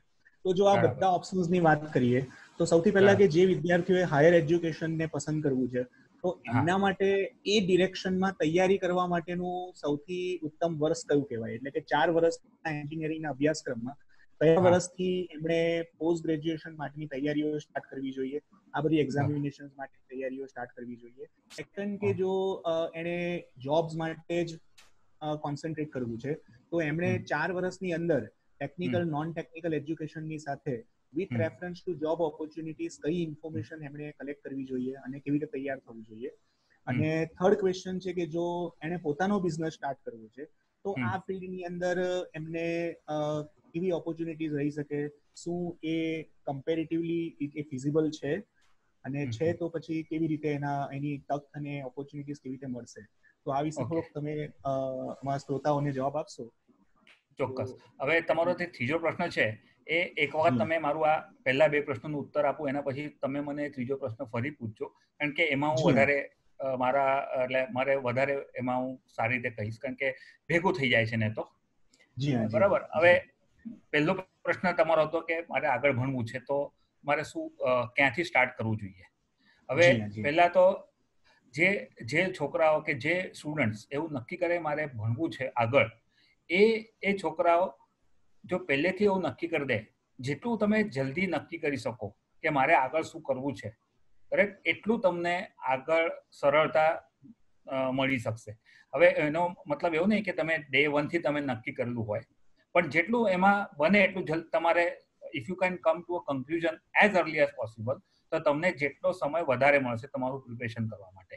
હવે તમારે ધારો કે એવું નક્કી કર્યું છે કે મારે આઉટ ઓફ ઇન્ડિયા જવું છે, બરાબર. હવે આઉટ ઓફ ઇન્ડિયા જશો તમે તો તમે શું કરશો ત્યાં જઈને? પહેલા તો મારે શું કરવું છે, એટલે આ બહુ મહત્વનો પ્રશ્ન છે. તમારા ત્રણેય જે પ્રશ્નો છે એનો સૌથી મહત્વનો પાર્ટ એ છે કે મારે કરવું શું છે. એ પહેલા તમે નક્કી ક્યારે કરી શકો છો એના પરથી તમે આની પ્રિપરેશનનું આરંભ કરી શકશો. મારે બહાર જઈને મારે હજુ શીખવું છે, મારે બહાર જઈને શીખવું છે, કે મારે ઇન્ડિયામાં રહીને શીખવું છે, કે મારે જોબ કરવી છે, કે મારે મારું પોતાનું બિઝનેસ કરવો છે. આ 3 જે વસ્તુ છે એને તમે કેટલું જલ્દી તમે નક્કી કરી શકો. અને ઘણી જગ્યાએ એવું હોય છે કે લોકો પહેલા વર્ષમાં કે બીજા વર્ષ પછી નક્કી કરતા હોય છે, કારણ કે એટલી મેચ્યોરિટી પણ આવતી હોય. અને ઘણા લોકો એવા બી હોય છે કે ડે 1 થી જ નક્કી હોય કે મારે તો આ જ કરવું છે, મગજમારી જ નહીં. એવી પણ ઘણી મેં એ જોયેલી છે. અને એની અંદર તમે આ જે નક્કી કરવાનું રાખો જલ્દી, તો તમને એનો અનુકૂળ એ બહુ સારું મળી શકે. હવે કે આપણે પહેલા પ્રશ્ન પર આવીએ. મારે if I want to go outside India four doing my graduation. હવે તમે જ્યારે તમારું I mean four post graduation, તમે તમારું જ્યારે ગ્રેજ્યુએશન કરો છો ત્યારે તમે પહેલા એ વસ્તુ તો એવા નક્કી કરી દીધી કે મારે બહારગામ જઈને આગળ MS કરવું છે. તો તમે જો if you are good in English અને તો તમારે GRE કે આ ટોફેલ કે આ જે IELTS છે એની પ્રિપરેશન કરવા માટે બહુ ટાઈમ બગાડવાની પણ જરૂર નથી. એટલે તમને આરામથી તમે એને કવર કરી શકો છો. હવે બીજું વસ્તુ કે તમે જ્યારે બહાર જઈને આગળ શીખવાની વાત કરો છો, તો મારો આગ્રહ એવો રહેશે કે આપણે ત્યાં તમે જે 4 વર્ષ BE ના કરશો, તો એની અંદર તમને ઘણી બધી ફંડામેન્ટલ કન્સેપ્ટ્સ તમને ઇન્ટ્રોડ્યુસ કરો. તમારો જે કોર્સ વર્ક હોય એ તમને આ ઘણી બધી ફંડામેન્ટલ્સ ઇન્ટ્રોડ્યુસ કરશે. તો તમે તમારા ફંડામેન્ટલ્સ કેટલા ક્લિયર કરી શકો છો એના પર તમારી આગળની સ્ટડીનું જે છે એ બહુ સરળ રહેશે. જો તમે મેક્સિમમ, કારણ કે આપણી ત્યાં જે અંડર ગ્રેજ્યુએટનું એજ્યુકેશન જે ઇન્ડિયામાં મળે છે એ એવું અંડર ગ્રેજ્યુએટનું એજ્યુકેશન બહાર નથી હોતું. કરેક્ટ? તમે જો અહીંયા, અને જો હોય તો એની કોસ્ટ બહુ હોય. આજે તમારે કોઈક નાની વસ્તુ કરીને જોવી હોય અહીંયા, તો તમે ઇઝીલી કરી શકશો. તમારે કંઈક નાની વસ્તુ શીખવી હોય તો તમે ઇઝીલી શીખી શકશો. બહાર જઈને તમે જ્યારે આ શીખવા જાઓ તો તમને એના $1000 ફી ભરવી પડે, જે આપણને પોસાય નહીં. એટલે તમારે હમણાં ફંડામેન્ટલ્સ ઉપર જો તમે સારા એનું એ કરી શકો, તો તમે આરામથી આગળ સેકન્ડ યર પછી તમે તમારી પ્રિપરેશન, અને એવું જરૂર નથી તમારે જો GRE કે એનું એ આપવાનું હોય, એટલે બહાર જઈને તમારે ભણવું હોય તો તમારે નક્કી કરવું પડે કે મારે કયા યુનિવર્સિટીમાં જવું છે, મારે રિસર્ચ કરવામાં જવું છે, કે ખાલી MS કરીને મારે પાછું આવવું છે. કરેક્ટ? તો આ બધી વસ્તુઓ તમારા ફંડામેન્ટલ્સ કેટલા ક્લિયર છે એના પ્રમાણે એના પર નિર્ભર થાય. અને પછી તમે જ્યારે તમારું જ્યારે ફાઇનલ યરમાં તમે આવો, એટલે at the end of your 3rd year, તમે આ IELTS છે કે આ જે એમની એલિજિબિલિટી ટેસ્ટ છે એ બધાની પ્રિપરેશન કરી શકો. જે હું નોન ટેકનિકલ ટેસ્ટ કહું છું. ટેકનિકલ તો તમારે એટ પાર હોવું જ જોઈએ. બરાબર? હવે રહ્યું કે તમારે ઇન્ડિયામાં જ આગળ ભણવું છે. હવે તમારે એ નક્કી કરવું પડે કે હું ઇન્ડિયામાં ભણીશ આગળ, તો મારા કયા ઓપ્શન છે. તો ભાઈ મારા પાસે એક ઓપ્શન એવું છે કે હું MTech કરીશ. હવે MTech કરવા માટે મારી પાસે સરસ ઓપ્શન છે ગેટનો. હવે જ્યારે હું ગેટ આપવાનું નક્કી કરું છું, તો ગેટનો સિલેબસ ડે 1 થી તમે જોશો તો ફર્સ્ટ યર, સેકન્ડ યરના જે તમારા સબ્જેક્ટ ચાલુ થાય એ ત્યાંથી એનું એ કન્ટેન્ટ એમાં કવર થતું હોય છે. એટલે તમે જ્યારે પણ તમારું સેકન્ડ યરનો કોઈ સબ્જેક્ટ તમે કરો, તો you should be covering the level of the GATE questions also, કે જે આ ટોપિક ઉપર એ લોકો પૂછતા હોય છે. એટલે તમારી પ્રિપરેશન આઈડિયલી સેકન્ડ યરથી ચાલુ થવી જોઈએ મારા દ્રષ્ટિએ. તો તમે જો સેકન્ડ યરથી ચાલુ કરશો તો તમારે મેપિંગ કરતા રહેવું પડે કે હું આ ટોપિક કરું છું, કે કંટ્રોલ થિયરીનો આ ટોપિક છે, એમાં આ ગેટની અંદર આ ટોપિકમાંથી કયા ક્વેશ્ચન પૂછે છે. અને એવું તમારે સતત એનું જો કરશો તો તમે તમે એવું નહીં કરી શકો તમે કે કોઈ 6 મહિનાનો ગેટનો ક્લાસ કરી દીધો અને તમે ગેટમાંથી એ કરી દીધું. હવે તમે જો ગેટ સિરિયસલી આપશો તો તમારી પાસે 2 ઓપોર્ચ્યુનિટી છે. એક છે MTechમાં એડમિશન સારી કોલેજીસમાં, જેમ કે IITs છે કે NITs છે, એમાં તમે એક તો એ છે. અને બીજું, આજકાલ PSU જે છે એ પણ ગેટના બેઝિસ ઉપર તમને રિક્રુટ કરતા હોય છે. એટલે એ પણ એક એવી ઓપોર્ચ્યુનિટી છે કે મને ખબર નહીં ઘણા છોકરાઓ એને જાણે છે કે નહીં, અને એનો કેટલો શું કહેવાય એનું એડવાન્ટેજ લે છે. પણ જો તમે સિરિયસ હશો કે ભાઈ મારે આગળ ભણવું છે અને ઇન્ડિયામાં ભણવું છે, તો તમારે તમારા ટોપિક્સ ઉપર જે તમે ફંડામેન્ટલ ભણો છો એ એના પ્રમાણે તમારે એની તૈયારી કરતા રહેવું પડે. સેકન્ડ યરથી જ એ કરવી પડશે. અને તમારી પાસે એમાં 2 ઓપ્શન મળશે. તમારે જો આગળ જઈને તમને એવું થયું કે ભાઈ મને કોઈ સારી આઈઆઈટીમાં એડમિશન નથી મળતું કે કોઈ એનઆઈટી મારે જે જગ્યાએ જોઈએ નથી મળતું અને મને કોઈ પીએસયુમાં જોબ મળી જાય છે, તો તમે તમારો વિચાર એ ટાઈમે પણ બદલી શકો છો. એટલે તમારે 2 ઓપોર્ચ્યુનિટી મળે. એક જ મહેનતની અંદર તમને 2 ઓપોર્ચ્યુનિટીઝ મળે. અને ખાલી પીએસયુ નથી, ઘણી બધી જગ્યાએ તમારા ગેટ સ્કોર ઉપર તમને આગળ એ મળતું હોય છે. તમને ઘણી જગ્યાએ ઇવન સ્ટાઇપેન્ડ બેઝ એડમિશન્સ પણ આજકાલ મળી રહ્યા છે. એટલે તમારે આઈઆઈટીઝ એનઆઈટીઝમાં ન મળે તો ઘણી બધી એવી ઇન્સ્ટિટ્યૂટ પણ છે કે જે તમને એઝ અ રિસર્ચ એસોસિએટ તરીકે પણ તમને જોડાવા, એટલે they will help you to join them as research associate, જેમાં તમારે તમારું એમટેક કે એનું તો પરસ્યુ કરી શકશો પણ સાથે તમને એનું સ્ટાઇપેન્ડ પણ મળે. એટલે આવી બધી વસ્તુઓ તમારા ગેટના ક્વોલિફિકેશન પર બહુ મહત્વનું રહેશે. એટલે તમારું પ્રિપરેશન એ રીતે તમે સેકન્ડ યરથી ચાલુ કરો એ બહુ અગત્યનું રહે જો તમે એ કરતા હોય તો. સો આ રીતે છે તમારે જો આગળ ભણવું હોય તો. જી હા, જી હા. અને નીતિનભાઈ, જે મેં તમને સૌથી છેલ્લો પ્રશ્ન પૂછ્યો હતો, હા, જો વિદ્યાર્થીએ એન્જિનિયરિંગ કમ્પ્લીટ કર્યા પછી જો પોતાનો બિઝનેસ સ્ટાર્ટ કરવો છે, એઝ એન એન્ટરપ્રેન્યોર જો એને લોન્ચ કરવું છે કે સ્ટાર્ટઅપ કરવું છે, તો એ સ્ટાર્ટઅપ માટે આ ફિલ્ડ કેવું રહેશે? બરાબર. હવે જે આ ફિલ્ડ તો આમાં એવું છે ને કે આ આપણી ફિલ્ડ એવી છે ઇલેક્ટ્રોનિક્સની કે જેમાં એબ્સ્ટ્રેક્ટ બહુ છે. એબ્સ્ટ્રેક્ટનેસ એટલે લોકોને દેખાય ની અંદર શું છે, કરેક્ટ? એટલે ટેન્જિબલ જેને કહેવાય કે જેનું અસ્તિત્વ એમને તરત ખબર ના પડે. એટલે એનો ભાવ 10 રૂપિયાનો કિલો લેવાનો કે 1000 રૂપિયાનો કિલો લેવાનો એ આપણા પાસે રહે, કરેક્ટ?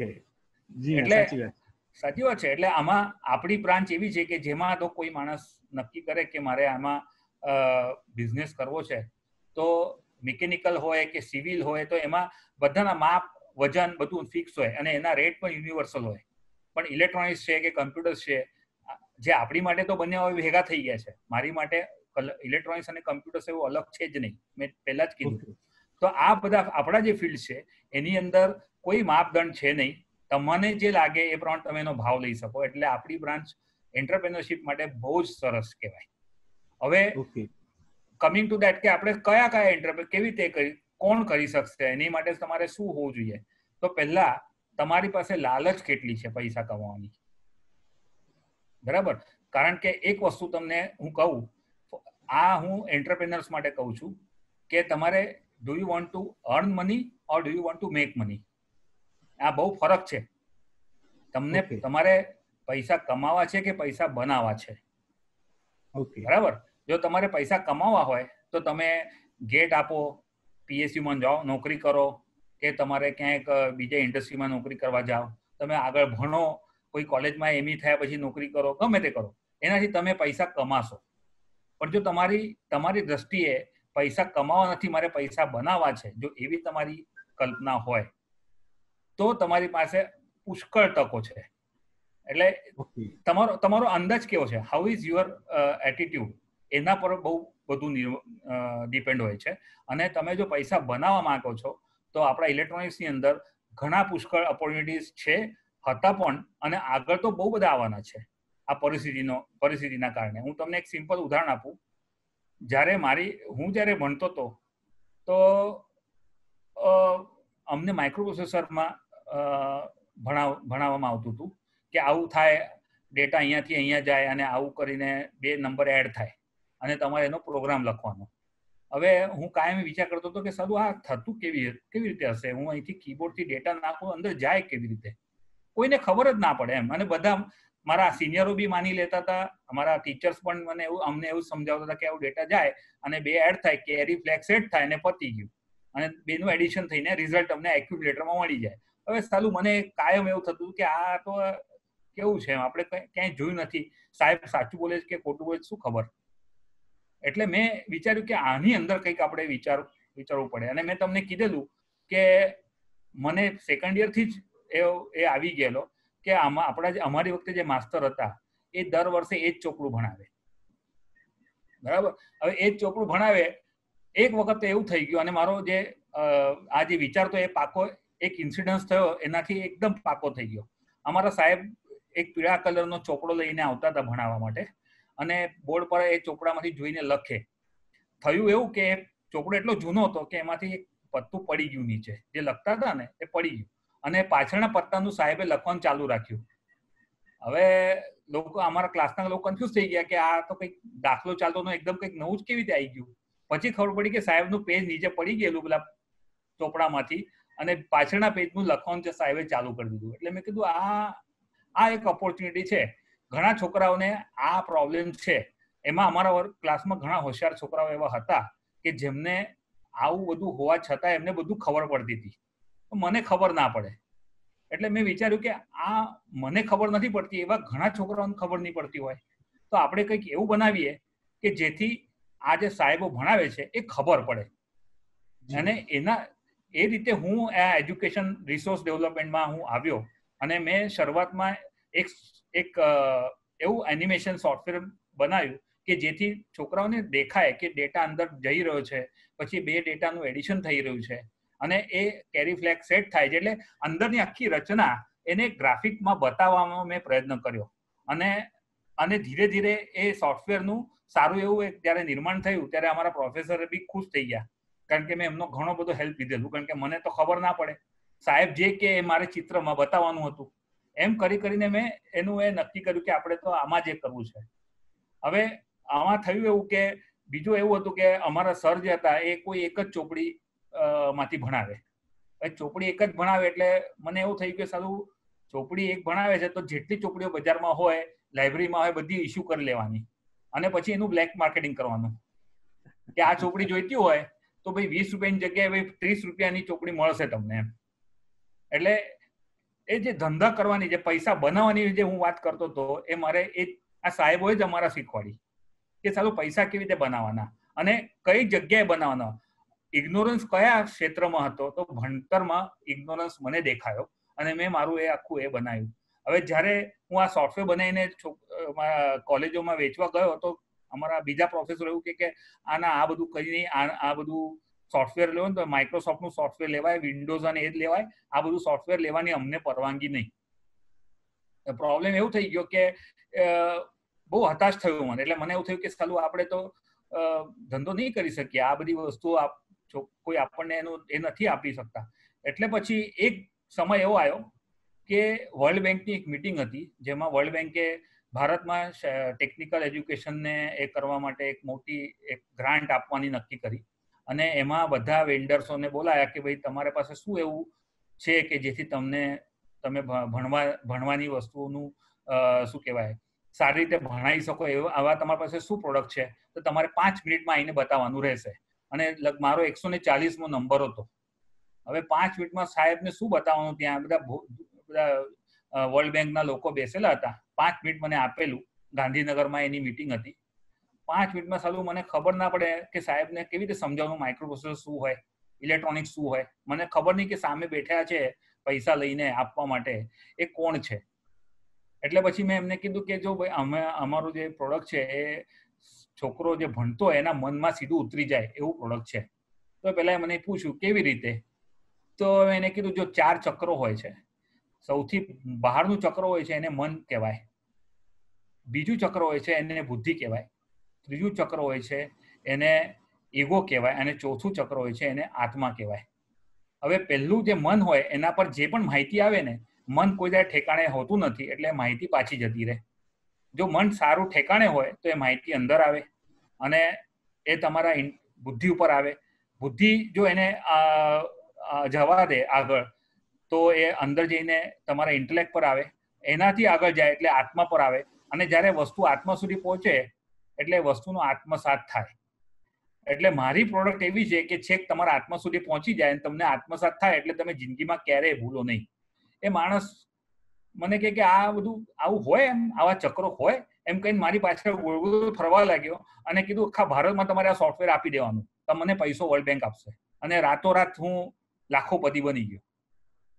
એટલે પૈસા બનાવવાના જ્યારે તમારે નક્કી તમે કરો તો તમે પેશન્સ તમારી પાસે હોવું જોઈએ, તમને પકડ હોવી જોઈએ કે કયા એરિયામાં મારે આમાં ઝંપલાવવું કે જેથી કરીને મને ઓપોર્ચ્યુનિટીના હું પૈસા બનાવી શકું.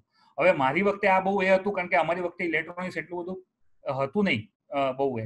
આજના તારીખમાં જો આપણે એને જોઈએ તો તમારી પાસે આજે પુષ્કળ ઓપોર્ચ્યુનિટી છે.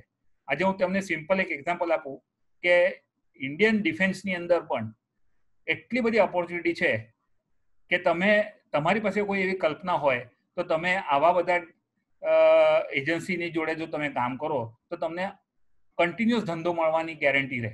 કારણ કે તમારે ધંધો કરવો એ સહેલી વાત નથી. તમારા પેશન્સ હોવા જોઈએ, તમારી પાસે પૈસો હોવો જોઈએ, તમારી પાસે આત્મવિશ્વાસ હોવો જોઈએ. હવે ઘણી વખત એવું થાય કે તમને જો ધંધો ના મળે તો તમે ભાંગી પડો. એટલે આપણે પહેલેથી જ એવું નક્કી કરવાનું કે એવી જગ્યાએ ધંધો કરવાનો કે જેથી આપણો ધંધો કાયમ ચાલ્યા કરે. બરાબર? તો હવે એની માટે કેવી રીતે થાય? તો ઘણી જગ્યા એવી છે કે જેમાં તમારા સર્વિસીસની કે તમારી જે પ્રોડક્ટ કે કલ્પના હોય એની જરૂરિયાત હોય. જેમ ડિફેન્સ એવી વસ્તુ છે કે જેમાં હવે નવા સમીકરણોમાં આજે ઇન્ડિયન ડેવલપર્સને ડિફેન્સવાળા અલાઉ કરે છે. પહેલા નહોતા કરતા. તો હવે તમને એવા પ્રોડક્ટ્સ તમે લઈ આવો કે જે ડિફેન્સમાં લાગે.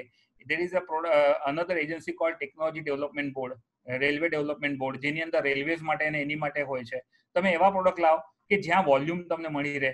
કરેક્ટ? તમે એવા બી પ્રોડક્ટ છે જે હેલ્થ કેરમાં તમે લાવી શકો. એટલે તમારા દ્રષ્ટિએ જો તમે ઓપોર્ચ્યુનિટીને વ્યવસ્થિત એ કરી નાખો, નક્કી કરી નાખો, તો તમને આવા ઘણા ઓપોર્ચ્યુનિટી દેખાશે કે જે તમે તમારા ઇલેક્ટ્રોનિક્સનું અને બીજા એના સાથે બીજા બધા એસેસરીઝના નોલેજનું જો તમે એકીકરણ કરશો અને ભેગું કરશો તો તમને બિઝનેસની જબરદસ્ત ઓપોર્ચ્યુનિટી મળશે. અને મારા ખ્યાલથી પૈસા કમાવા કરતાં બનાવવા વધારે મજાવાળું કામ છે અને સેટિસ્ફેક્શન આપે. એટલે તમે આપણી ઇલેક્ટ્રોનિક્સ ફિલ્ડ એવી છે કે જેનાથી તમે ચાહ્યો જેટલું એ કરી શકો, જોઈએ એટલા પૈસા કમાવી શકો અને જોઈએ એટલું તમે આનંદથી કામ કરી શકો. બીજા બધાનું મને બહુ ખ્યાલ નહીં, પણ આપણા ફિલ્ડની અંદર હું ચોક્કસ કહીશ કે આપણી પાસે ઘણી બધી વસ્તુ એવી છે આપણા ફિલ્ડ પાસે કે જેથી તમે જોબ સારી રીતે કરી શકો, આગળ ભણી પણ શકો અને પોતાનો બિઝનેસ પણ સારી રીતે કરી શકશો. Thank you Nitinbhai. હવે બીજો એક છેલ્લો પ્રશ્ન પૂછીશ કે આપણા જે 12th ના સ્ટુડન્ટ્સ કે જે હમણાં આ વર્ષે એક્ઝામ આપી છે અને કદાચ એન્ટ્રન્સની તૈયારીઓ કરે છે, તો તેમના માટે પણ એક પ્રશ્ન હશે કે જ્યારે થોડું કહીશ કે માની લો કે કોઈક સ્ટુડન્ટ એવરેજ રિઝલ્ટ સાથે પાસ થાય છે, તો શું એન્જિનિયરિંગ એ ભણી શકે છે કે પછી એકદમ હાઈ સ્કોરિંગ સ્ટુડન્ટ્સ માટે એન્જિનિયરિંગ ફિલ્ડ છે? ના, એવું જરૂર નથી કે તમારા 12th ના રિઝલ્ટ ઉપર તમે નક્કી કરો. તમારું જો આવડત, તમને જો એન્જિનિયરિંગમાં એનું ગમતું એ હોય, તમને એવું તમારું માનસિક એ હોય કે ભાઈ મને કોઈક એન્જિનિયરિંગ પ્રોબ્લેમ સોલ્વિંગની મને ઈચ્છા છે અથવા મને એને એવું ગમે છે, તો જ એન્જિનિયરિંગમાં આવું. તમને સારા માર્ક હોય એટલે તમે એન્જિનિયરિંગમાં આવો એ પણ વસ્તુ ખોટી છે. અને તમને ઓછા માર્ક છે એટલે તમને બીજે ક્યાંય એન્જિનિયરિંગમાં તરત મળી જશે એડમિશન એટલે એન્જિનિયરિંગમાં આવું એ બી તરત ખોટી વાત છે. એટલે તમારી પાસે જો સારું એટલે એન્જિનિયરિંગ પ્રોબ્લેમ સોલ્વ કરવાની જો તમને ઈચ્છા અને આવડત હોય અથવા તમને ગમતું હોય તો એવા છોકરાઓએ એન્જિનિયરિંગમાં આવવું. અને એન્જિનિયરિંગમાં આવ્યું એટલે તમે એન્જિનિયર બની ગયા એવું નથી. તમારી એબિલિટી આગળ તમે જે નોલેજ એન્જિનિયરિંગનું મેળવો છો એને તમે કઈ રીતે યુઝ કરશો પ્રોબ્લેમ સોલ્વિંગમાં, અને સોશિયલ તમારા જે બી ઇશ્યુઝ હોય અથવા એવા ઓપોર્ચ્યુનિટીઝ હોય કે જેમાં તમારું એન્જિનિયરિંગનું નોલેજ તમે કઈ રીતે એને લગાડી શકશો, એવી તમારી જો ઈચ્છા હોય. હું એવું નથી કહેતો તમને પહેલેથી ખબર હશે, પણ તમારી ઈચ્છા હોવી જોઈએ. તો ધારો કે તમે કોઈ કારણસર એન્જિનિયરિંગમાં એડમિશન લીધું, તો એનાથી તમારી ઈચ્છાને બી બહુ મોટું એ તમારે પુશ આપવું પડશે કે ભાઈ મારે હવે મેં એડમિશન લીધું છે તો મને આ જે ફિલ્ડમાં લીધું છે એનો હું પૂરેપૂરો યુઝ કરીશ અને હું સારી રીતે એનો એ કરી શકીશ. એવું તમારા મનમાં નક્કી કરવું બહુ જરૂરી છે. મમ્મી પપ્પાએ કીધું એટલે હું એન્જિનિયરિંગમાં એડમિશન લીધું, કોઈએ કીધું એટલે કોઈ કારણસર મેં લીધું એના લીધે હું એન્જિનિયર બન્યો, એવું મહેરબાની કરીને ના કરતા. કારણ કે આપણી પાસે એક જ લાઈફ છે અને એ બગાડવું નથી આપણે.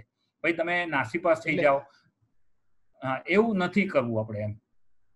એટલે એનો મતલબ એવો છે કે જો સ્ટુડન્ટ એન્જિનિયરિંગમાં એડમિશન લેવા માંગે છે તો એનામાં એક ઈચ્છા એવી હોવી જોઈએ કે મારે કંઈક ક્રિએટિવ બનવું છે. આપણી આજુબાજુ ઘણી બધી ટેકનોલોજીસનો આપણે યુઝ કરીએ છીએ, તો એનો ક્રેઝ છે મને. એવી કોઈક ઈચ્છા હોય કે બસ મને આ ટેકનોલોજી યુઝ કરવાની ગમે છે, તો ફ્યુચરમાં એ ડિરેક્શનમાં આપણે આગળ જઈ શકીએ. અને સાથે સાથે કદાચ 4 વર્ષના એના અભ્યાસક્રમમાં થિયરી નોલેજની સાથે સાથે પ્રેક્ટિકલનું નોલેજ બહુ જરૂરી છે. ખાસ ધ્યાન રાખવું જોઈએ કે જો 4 વર્ષમાં આ બાબત ઉપર ધ્યાન આપવામાં આવે. જી હા, પ્રેક્ટિકલ નોલેજને હું 80% માર્ક આપીશ, થિયરી નોલેજને 20% આપીશ. 20% એટલા માટે આપીશ કે થિયરી જાણતા હોય તો પ્રેક્ટિકલ બહુ ઓપ્ટિમમલી તમે કરી શકશો. થિયરી ના જાણતા હોય તો ઘણા લોકો એવા હોય છે કે જે પ્રેક્ટિકલ અનુભવથી શીખતા જ હોય છે. આપણે ત્યાં વોકેશનલ ટ્રેનિંગ જે હોય છે એ પ્રેક્ટિકલ જોઈને શીખતો હોય. સુતારનો છોકરો સુતારી કામ આરામથી સારી રીતે કરી શકે છે, કરેક્ટ? એના માટે ટેકનિકલની જરૂર નથી. પણ તમે જો ટેકનિકલ ફિલ્ડમાં હોય અને તમને પ્રેક્ટિકલની સાથે જો થોડુંક થિયરીનું નોલેજ આવી જાય તો તમારો હાથ કોઈ પકડી શકશે નહીં. Definitely. Thank you so much Nitinbhai, તમારા ટાઈમ બદલ, કે જેથી આ ડેફિનેટલી આ એક સેશન છે જે અત્યારે ભણતા વિદ્યાર્થીઓ તેમજ જે વિદ્યાર્થીઓએ 12માની એક્ઝામ આપી છે અને હવે પછી કદાચ અભ્યાસક્રમમાં એડમિશન લેવા માટે વિચારતા હશે, કઈ બ્રાન્ચમાં એડમિશન લેવું તે માટે વિચારતા હશે, તો કદાચ આપણું જે આ સેશન હતું અને તમારું જે માર્ગદર્શન હતું એ ડેફિનેટલી એમના માટે એક શું કહેવાય, આપણે એમને એક સાચી ડિરેક્શન આપવામાં હેલ્પફુલ થશે કે ઇલેક્ટ્રોનિક્સ એન્ડ કમ્યુનિકેશન ફિલ્ડ કેટલું વાઇડ છે, એમાં ઓપોર્ચ્યુનિટીઝ ઘણી બધી છે, પરંતુ સાથે સાથે જે રીતે આપણે કોમન કહીએ તેમ કોઈ પણ ફિલ્ડમાં જાઓ, તમારી મહેનત, તમારી લગન, તમારી ઈચ્છા અને તમારી જે કામ કરવાની આવડત છે તેના પર ઘણી બધી વસ્તુનું ડિપેન્ડન્સ છે.